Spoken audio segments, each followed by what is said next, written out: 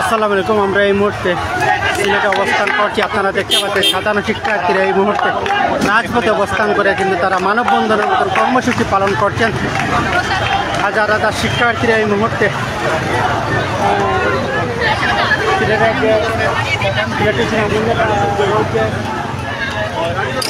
BDR camp যেটা সেটা ঠিক সামনেই কিন্তু তারা অবস্থান নিচ্ছেন এবং নিয়ে কিন্তু তারা দেখতে পাচ্ছেন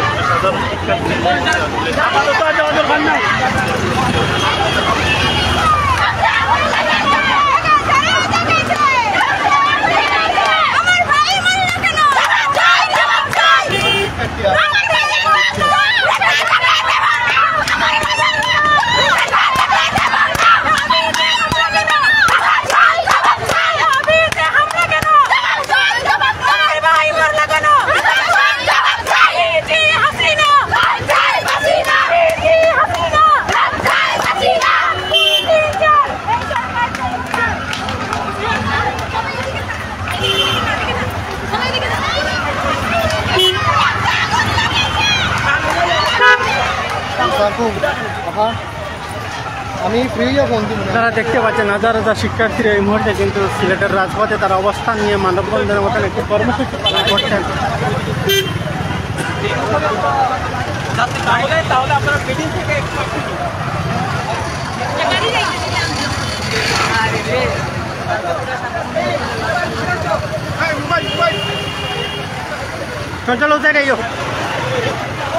সাধারণ শিক্ষার্থীরা এই মুহূর্তে আসলে রাস্তায় দাঁড়িয়ে বিভিন্ন স্লোগান দিচ্ছেন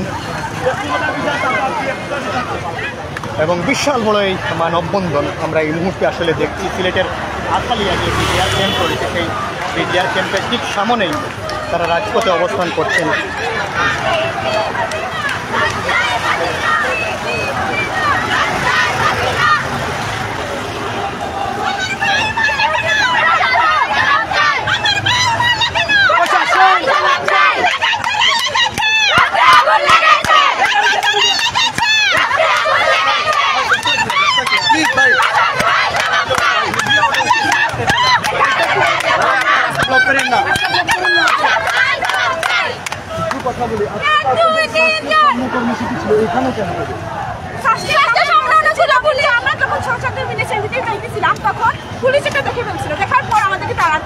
যার জন্য আমাদেরকে আবার ব্রেক করা লাগছে। ব্রেক করার পর আমাদেরকে ওই স্থানে প্রথমে আশ্রয় নিতে হচ্ছে।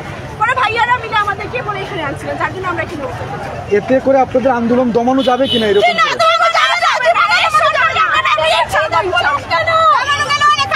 একটু জানতে চাচ্ছিলাম। এত কিছু দেখছেন, আপনারা তো ছোট মানুষ, ভয় পাচ্ছেন না? এত রক্ত, এত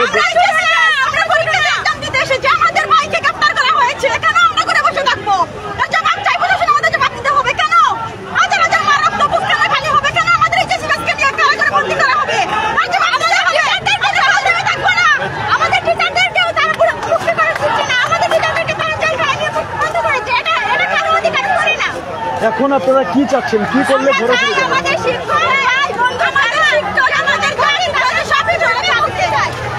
আরেকটু সামনের দিকে যাই, তাহলে আপনারা দেখানোর চেষ্টা করবো। আসলে ছাত্রছাত্রীরা কিন্তু তারা একটি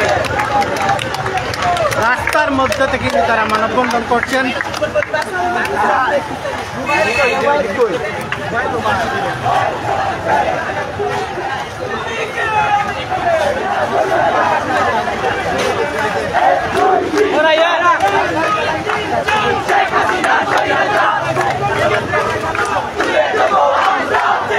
সিলেটে এই মুহূর্তে আসলে সাধারণ শিক্ষার্থী যারা আছেন